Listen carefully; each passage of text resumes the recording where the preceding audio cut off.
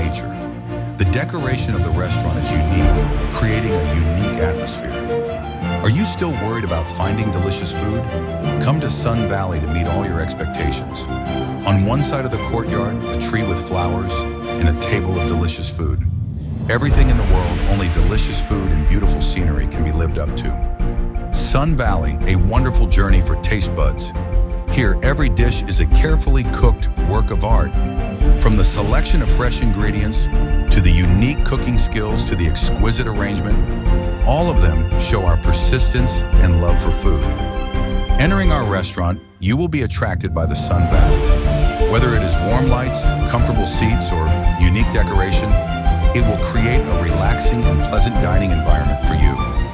Our service team is warm and thoughtful, always paying attention to your needs and making you feel at home. Come to Sun Valley and let delicious food and beauty meet. Address Gure, next to Mary Queen Church. Order phone number 09-280-76300.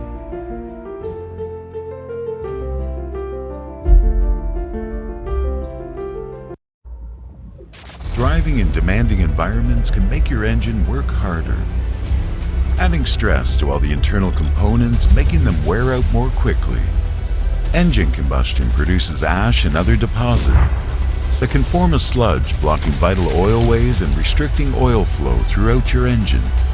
ADNOC Voyager is specially formulated to guard against sludge buildup by cleaning your engine.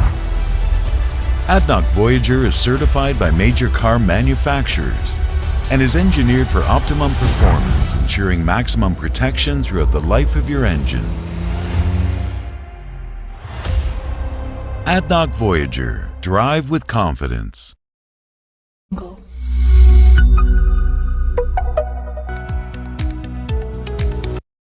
In a world that never stops, where businesses are constantly evolving, you need a partner you can rely on. At Amars General Trading, we bridge the gap between supply and demand, connecting businesses to opportunities. Amars General Trading, the authorized distributor for ADNOC lubricants, Triangle Tires, 3A Tires, Everton Tires, Lionstone Tires, Sunwide Tires, Kunlun Tires, and Amcol Energy automotive batteries in South Sudan, effectively meeting the diverse needs of industries nationwide. Our fully equipped warehouse, capable of holding enough stock for an entire year, ensures we meet customer needs quickly by minimizing lead times and addressing immediate requirements. From periodic oil changes, wheel alignment and balancing, to tire and battery fitment, we've got you covered.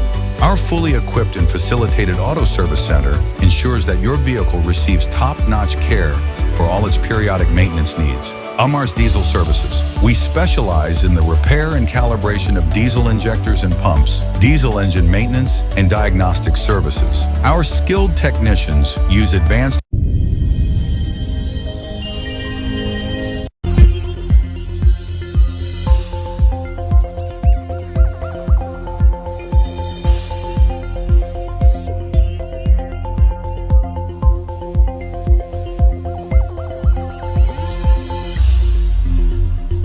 Government and Afrexim Bank agreed to delay the court case of the bank's payment arrears. South Sudan appeals for lifting of arms embargo and individual sanctions by UN Security Council. And journalists are called upon to provide public with accurate information in Western Bahr Ghazal. Hello and welcome. You are watching SSBC News live from Juba. Amawood Polnang. The news in details. The government and African Export-Import Bank, Afrexim, have agreed to hold on the court case regarding the payment of arrears to the Bank of South Sudan. The agreement in a meeting between the Vice President for Economic Cluster, Dr. Benjamin Bolmel, and the bank's delegation, headed by the Group Managing Director of Risk Management and Chief Risk Officer, Dr. Elias Kagumia, in the capital, Juba. Finance Ministry's First Undersecretary Arop Noy Arop, in a statement, says the meeting also discussed deepening collaboration between the African Export-Import Bank, Afrexim, and South Sudan's government.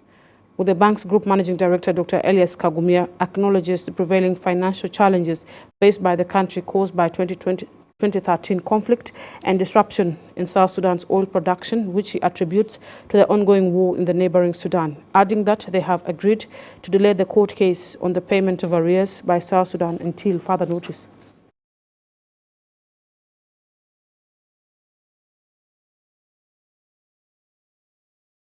Very good meeting in which we discussed a lot of issues regarding the outstanding arrears that is not paid to Afrexim Bank. We had a good understanding, and they have agreed that they are not going to continue with the court case. And also we have discussed a lot on also the investment in the areas of livestock and also the mining. And then they have reaffirmed their support to the government of South Sudan, and they will continue in partnership with the government of South Sudan. We understand the challenges that have befell the government of South Sudan, the flooding that affected the oil wells, the force majeure on account of the civil war in Sudan that impacted the ability for South Sudan to export oil. And we have had a good conversation. We acknowledge and thank His Excellency Salva Kiir for the appointment of the Vice President and Chair of the Economic Cluster. We commend him for the committee that he set up that's done a good work. And from the conversations that we had today, we went away comfortable that the government is clear on its priorities, but also the solutions that need to be put in place, not just to service our facility, but also to improve the ability to raise revenues and foreign currency to meet their budget requirements. From that conversation, I think we walk away comfortable that there is a solution, and it gives us the opportunity to further delay taking action out of. The Minister of Humanitarian Affairs and Disaster Management, Albino Akola-Attack, has reaffirmed government's continued steadfast dedication to delivering relief assistance to the vulnerable population in Ulang and Nasir counties in Upper Nile State and other parts of the country. Minister made the assurance after briefing Vice President Rebecca Nyandeng de Mabur on the country's humanitarian situation exacerbated by the global funding cuts. I came to brief her on the activities that took place while she was away. The first area that I briefed her was the impact of the reduction in the cut of funding from our partners and from the donors. This impact went far to reach all the sectors of humanitarian, being health, education, wash, and even food security and food support. The impact is about donors reducing their support to the humanitarian operation in South Sudan. And not only one donor, but also about 6 donors that have expressed the reduction. This, of course, attributed to global issues and what is actually attributed to them. The impact, as I brief Her Excellency, needs some strategy to be put in place. One of the strategies is to inform our beneficiaries that this cut will affect the services they have been actually receiving. And we should note that this is something that because of that cut, it is not intended, but it is because of that. The other thing is that we have to come in as the government of South Sudan to fill the gap wherever we can, at the national level, at the state level, the local, and even at the community level. And this time we have to employ self-reliance activities, including.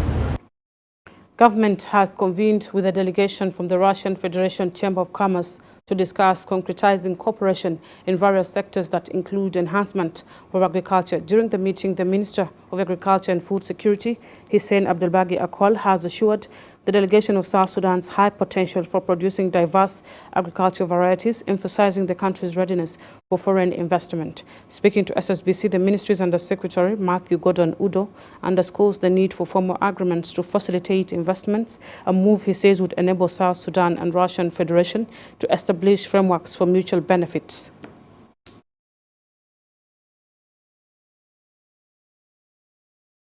But what is needed that we have to come into agreement with them to see how they can come and then see the possibility of investing in South Sudan. Then the further step is going to be taken between the technical people of the ministry and presenting to them our area of interest so that we share it together and then come with a letter of agreement between us. India has pledged to supply veterinary medicines to support South Sudan's livestock sector. Ambassador Anil Nuchiyai discloses this in a meeting with the Minister of Livestock and Fisheries, Onyoti Adigo, who briefed him on a number of areas to be supported in the country, including fisheries sector. Adigo stresses the need to improving the livestock sector through crossbreeding and zero grazing, a statement supported by Ambassador Anil Nuchiyai and described livestock sector as important for economic growth.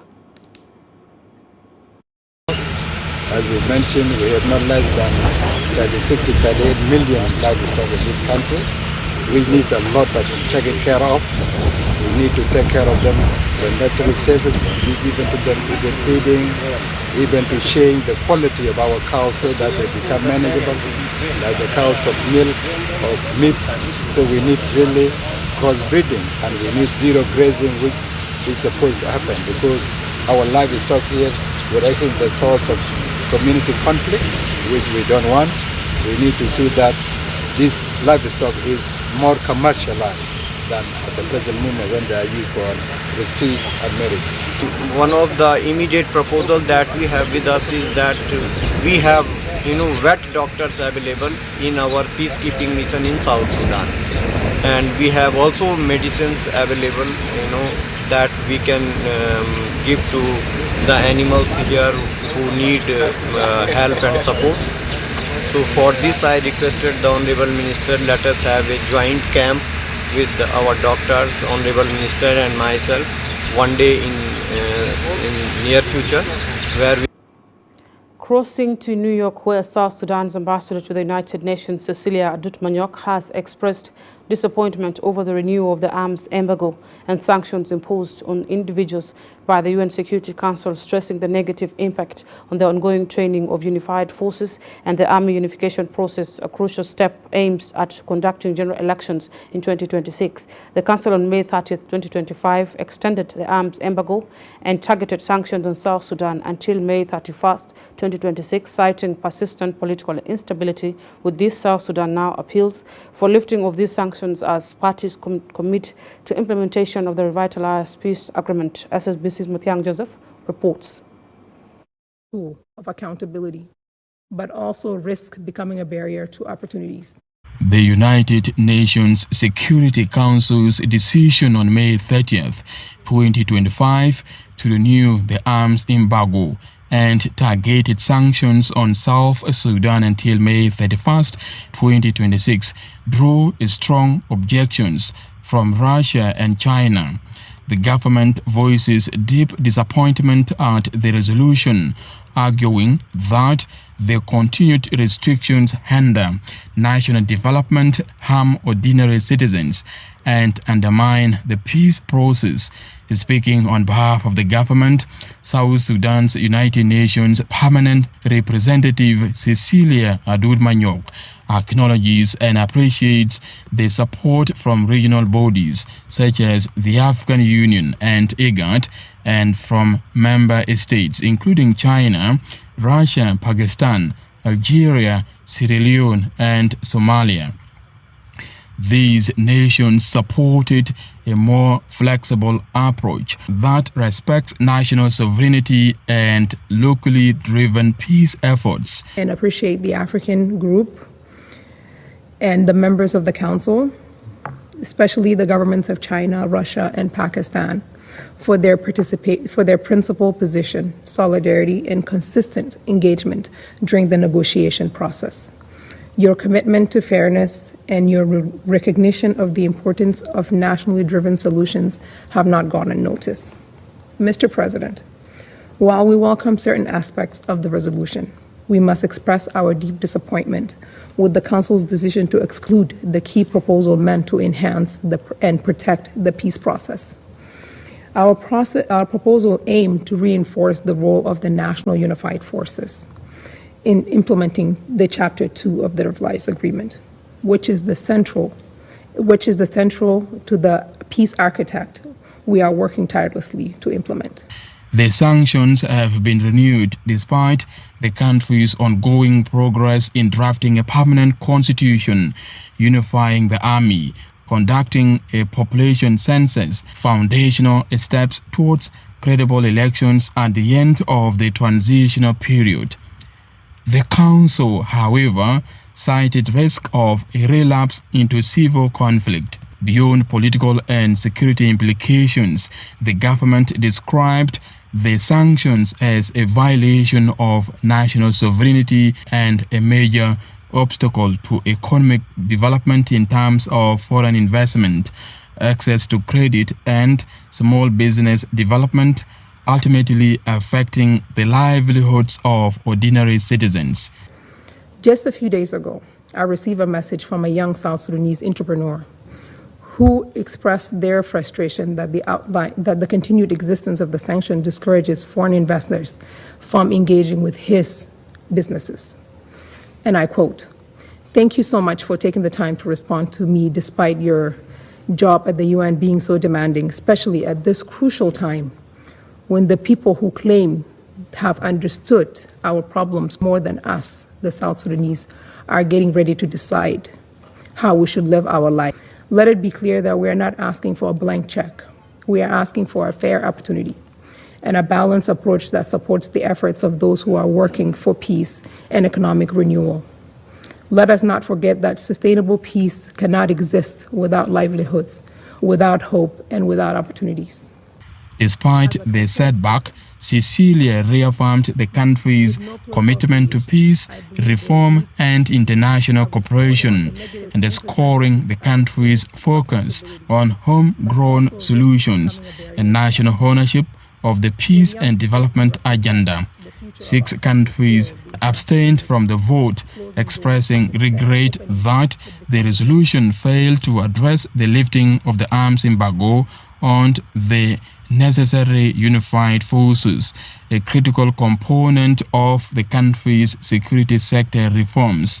The arms embargo was originally imposed on South Sudan on July 13, 2018, through Resolution 2428 in response to civil conflict, ceasefire violations, and widespread human rights abuses. Reporting for SSBC News, Mathiang Joseph. Residents of Duke County in Jonglei State turned as Governor Dr. Rigathi Cook embarks on a 5-day peace mission aimed at promoting social harmony within the community and its neighbors. Addressing a rally, Governor Cook reaffirmed his administration's full commitment to boosting basic service delivery across the state. A member of Transitional National Legislative Assembly representing Duke County, Philip Thornlake, commended the state leadership for restoring peace at the grassroots and urged the communities in Duke County to live peacefully with their neighbors. Jonglei State Peace Building Minister Manuel Gabriel Kon also addressed the rally in Duke County, highlighting the importance of embracing unity.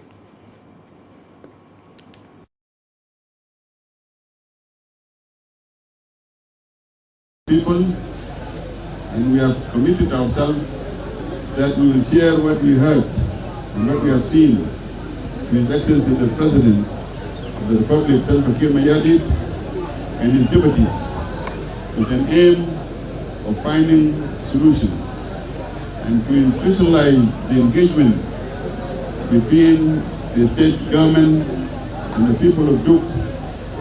We have decided that we are going to form a high-level committee for recovery and rehabilitation and settlement of people of Duke. That high-level committee is going to be headed by our able elder, Philip Thornlake, who one time led this state and have also enjoyed different capacities in the past, whether before the 1983 War of Revolution, up to date directives of His Excellency the President, that this year is the year of agriculture. for the entire country. And the Commissioner, in collaboration with the National Ministry for Agriculture, is going to dedicate a land of 250,000 in county for mass agriculture, mechanized agriculture. We are very much pleased with your announcement that you will form the recovery and rehabilitation high-level committee to come up with what has been destroyed in Duke by war, so that the possibilities that are with government can be brought back to its feet. The population of Duke, according to census, we will not count it all, was 65,700. The enumeration that was done at door and to the door in 2009 revealed that Duke has a resident population of 1,730. That population was since displaced. By that time, the displaced population of 45,000, and I think now Duke population that is in displacement may be even in 70s or 100. His Excellency, the Governor, passed message of peace from His Excellency President Salva Kiir Mayadi, President of the Republic. He called on people of Duke County to live in peace with their neighbors, especially people of Ayod, which is the Gawer community, and people of Uror, the Law Nuer community. The Governor also called on the citizens to prioritize agriculture, and also he talked to them on how to consolidate peace with their neighbors, especially the people of Greater Pibor administrative area.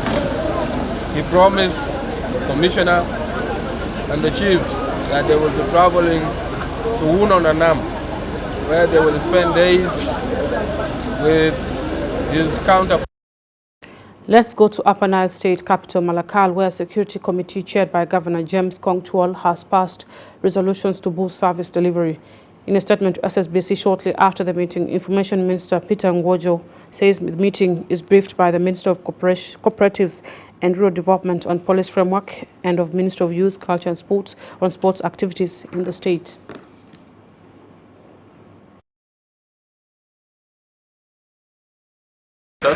Government of Upper Nile we passed the resolution for the last sitting, the fifth sitting of the Council of Ministers.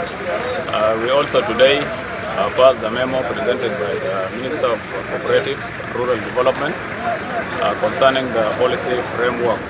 We all passed it. We also passed a memo presented by the Minister of Culture, Youth and Sports about the sports activities in the state.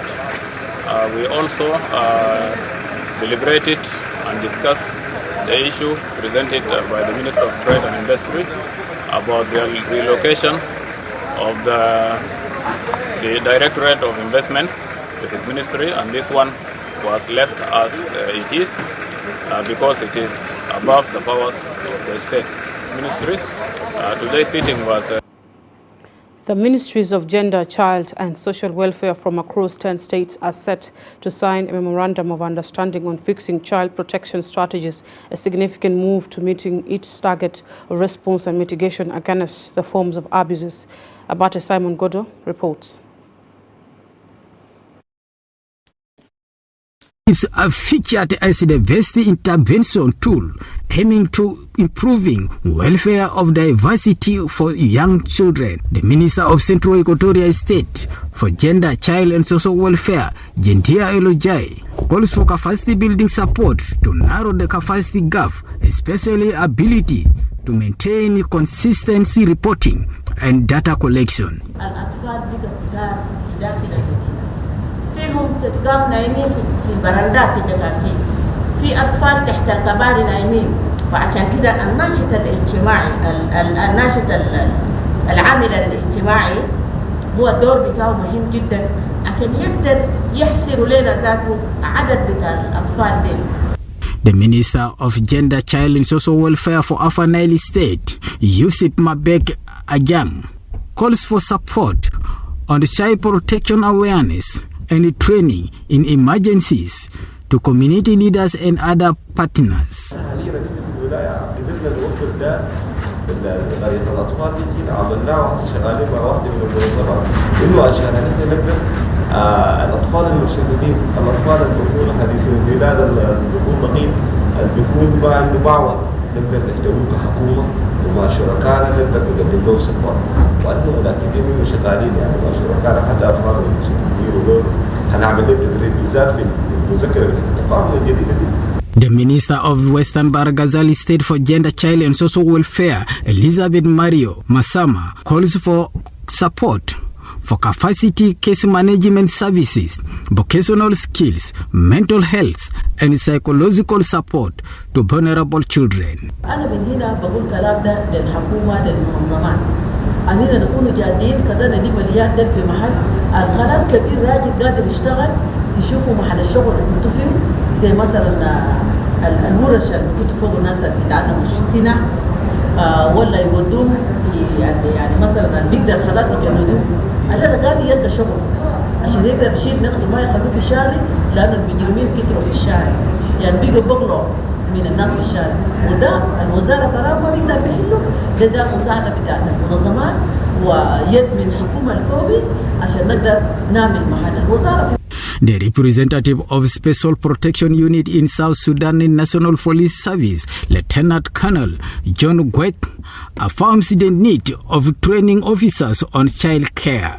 You can train our officers and NCOs for investigation, the good quality to be delivered to our citizens in the country.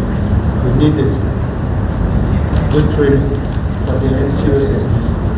The program appeals for collaboration and coordination among government, humanitarian organizations, and community stakeholders for effective realization, response, and mitigation. Abate Simon Godo, SSBC News. The Western Baragazal State launches a food training for journalists as part of the developmental project in public broadcasting in South Sudan. A program funded by the Japan International Cooperation Agency, JICA, is being implemented by United Nations Education, Science and Culture Organization, UNESCO. In his opening remarks, Western Baragazal State Information Minister Simon Nicola appreciates the effort of the national government in developing media and infrastructure in the country, calling on journalists to provide accurate information to the public. The director of SSBC branch in Wau, Alor Denkour, emphasized the importance of radio in disseminating information in both rural and urban areas, describing United Nations Education, Science and Culture Organization and Japan International Cooperation Agency as important partners in South Sudan's media industry. Our communities in Western Baragazal State. And also I would like to seize this opportunity to thank the country for taking care of media infrastructure in the country, and we are lucky to be one of the beneficiaries. We all know that radio plays a crucial role in disseminating information, promoting dialogue and fostering unity among our people in Western Baragazal, enhancing the skills and knowledge for our radio station staff. We are not only improving the quality of broadcast, but also empowering our communities with accurate and timely information. دي يعني إنه وقفة والصلبة تشجيع لناس وبالذات في مجال الإعلام والصحافة عشان يكون في تنظيم للمستقبل بالنسبة للمحطة بتاعنا الإذاعة. هندخلوه بأي طريقة. يعني إحنا ما نستفيد برانا لأن راجع جزء مننا. هيكون في ريلي جهاز ريلي ريبيتر هيكون هناك في راجع نعمل برنامج هنا هم بيستفيدوا هناك. So for UNESCO, I want to emphasize that through this project from Japan and JICA, we acknowledge the importance of access to information. Access to information is very important as we are building a democratic country. Access to information facilitates participation, accountability. It also promotes debates from the public. So as journalists in the room, I want to encourage you that let's promote access to information. A recently completed healthcare facility intended to be a cornerstone of community resilience in Mogiri Bom of Gondokoro Payam remains largely inoperable, missing essential equipment and personnel necessary to serve the local population. The primary healthcare unit, a component of the government of South Sudan's Enhancing Community Resilience and Local Governance project, represents a significant investment in local healthcare. SSBC Stuart Abugo reports. For the community of Moriboma, access to healthcare remains a daily struggle despite a newly built facility. A recent inspection has laid bare critical deficiencies, from a lack of essential drugs to no transport for staffs. In a response, Central Equatorial State Health Minister Nejwa Mursal and Juba County Commissioner Emmanuel Tete have publicly vowed to rectify the situation, pledging to transform what is currently an empty structure into a functioning lifeline.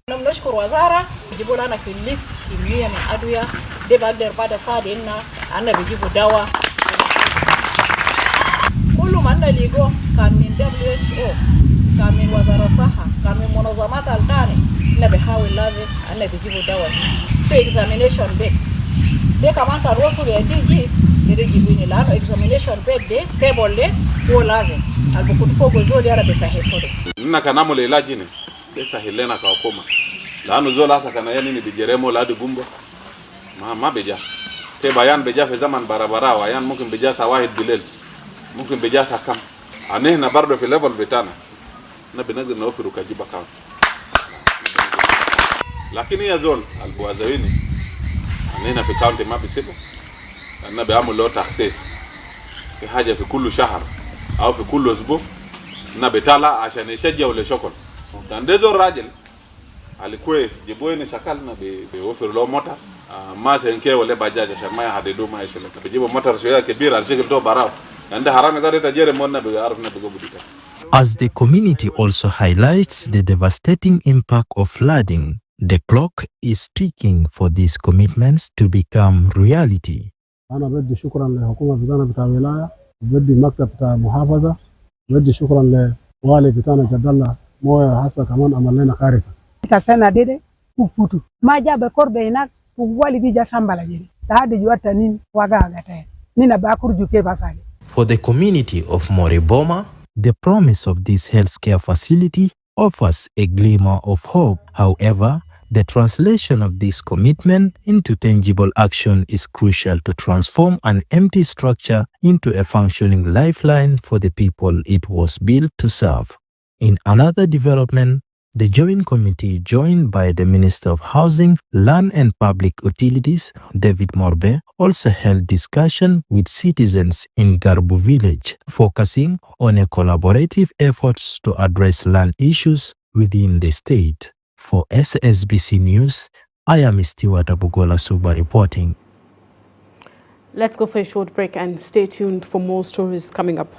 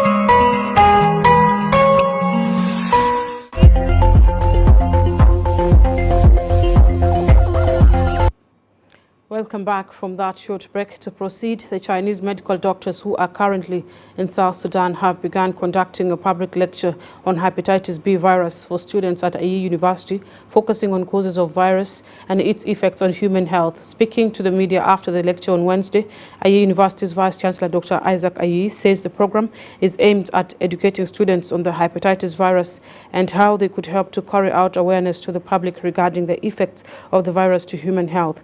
Chinese medical laboratory scientist Wang Hu described hepatitis as a dangerous disease that can easily damage the liver function if not treated at the early stage. General practitioner Michael Deng outlines other multiple services the Chinese medical team is providing at Juba Teaching Hospital.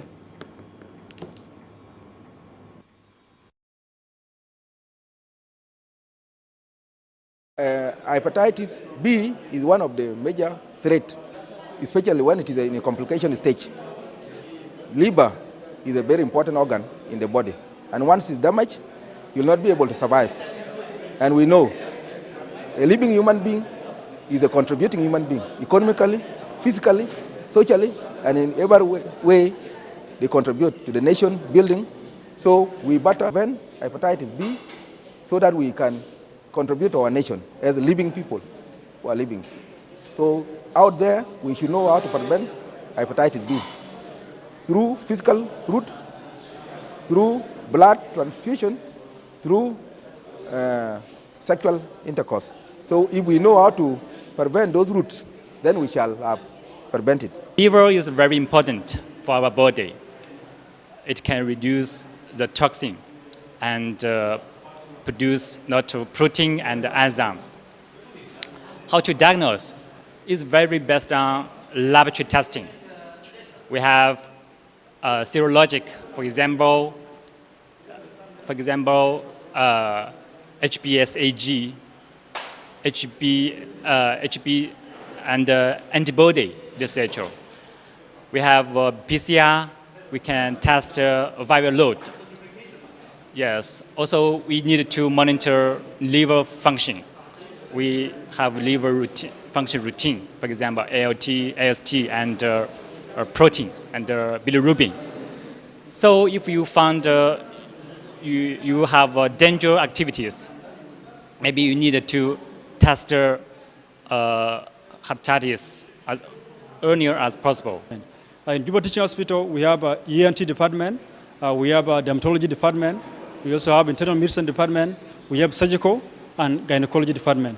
So we do work on our clinics every Tuesday and Friday, from morning hours to afternoon hours. And we also do have operation session. We have operations for free, of course. Every Monday we have operation for free. So if you have that chance, please, you have any condition related to ENT, we are here to call you to come to us, Juba Teaching Hospital, main building, emergency department, 3rd floor. You will get us there, and we will see you. And if you are qualified for operation, we'll do operation for free, and anything will be possible. For surgical department, we also do some operation like hernia. If you have hernia, hemorrhoids, some lumps, and a swelling of the abdomen. Authorities of Juba City Council have completed the first stage for Gudele Law Kubri Haboba road rehabilitation and construction of drainage system. Speaking to the media weeks after rehabilitation campaign, Central Equatoria State Minister of Roads and Bridges, Clement Maring Samuel, appreciates the efforts of Juba City Council and highlighted the importance of enhancing traffic movement in those residential areas, assuring public the ministry's commitment to collaborating with the City Council to improve the drainage system. The Mayor of Juba City Council, Johnson Swaka, also reiterated the City Council's dedication on upgrading internal roads with support from Roads and Bridges Ministry. Representing Traffic Police, Major Ahmed Desaram appreciates the cooperation between Juba City Council and road users, which he says is important to pave way for the success of the first stage of the road rehabilitation. On behalf of the acting governor of Central Equatoria State, I want to congratulate the mayor and his team for putting effort actually to clear the potholes in this portion of the road, which has made people stuck for and made public outcry. We are very much happy for the quick response of the Juba City Council and its technocrats, and we want to appreciate that whenever there is an outcry of the public, they will always rush on and save the people. مبروك للمواطنين بتاع جبيل ساكنين في جبيل وساكنين لحد جبل دنكا ساكنين في غرب مدينة جوبا. أنا مبسوط أنه هم الليلة يتمتعوا بالطريقة الجديدة. نحن دي حصل المرحلة الأولى بتاع الطريقة اللي نحن اشتغلناها. المرحلة الثانية من يوم الثلاثاء الجاي نحن نجي نبدأ بناء بتاع المجال، لكن نحن بنبدأ في مجال والطريق شغال ما بنقف. وأنا نقول ألف مبروك للمواطنين، وإن شاء الله ربنا يساعدنا كل وقت ونحن نقدم خدمات جديدة للمواطنين. أنا ماجا إلمنت جسير مسكية، أنا سكال في لون جونسون. سوكل حسن هنا استقل بارتنرشيب مع ناس سيتي كانسل. سوكل تانا جيد نينا ما عندي أي مشكلة. أسا كان نينا لبيتا بتا سيكا أسا عملوا مندرس سيكا بيجا كويس. يعني أنا طلب من سواجين كل ما يكون أو كل استقل بالنظام. عايز يقول ما يكون بري سورة. ودوري بالسورة ده ما كويس. زول يتسم يكون زول. South Sudan Islamic Council's delegation led by Secretary General Sheikh Dr. Abdullah Baraj Ral has left Juba for pilgrimage in Saudi Arabian city of Mecca. Prior to his departure, Baraj wishes Muslims a blessed Hajj and divine gift in paradise. باسم المجلس الإسلامي مكتب شؤون الحجاج أن نتقدم إليكم بتهنئة خالصة أن من الله عليكم أن اليوم تغادرون إلى أراضي مقدسة، وهذا بتوفيق الله تعالى لكم، وربنا ييسر لكم بعد سنوات طويلة من توقف حيث لم نجد السنوات الماضية يعني ما تيسر لنا عشان يمشوا الناس من جنوب السودان في أراضي مقدسة بعد سنتين من تعذر ذهاب الوفود من جنوب السودان. فنشكر الله تعالى، نشكر الله تعالى الذي وفقكم وشرفكم ليمشي الآن هذه سنة حوالي فوجين، لأنه بذهابكم ده بوري أن المكتب شؤون الحجاج قادر على تنظيم الحج وعلى تحقيق رغبات المؤمنين الذين عن كل مسلم يتوق نفسه عشان يمشي أراضي مقدسة. ما في مسلم ما يقدر يمشي أراضي مقدسة، فعشان كده ربنا ناداكم هذه الطوقبة ومشيكم ده. And that finally brings us to the end of our news hour. Thank you for tuning in. I'm Awut Paul Nang. Till next time.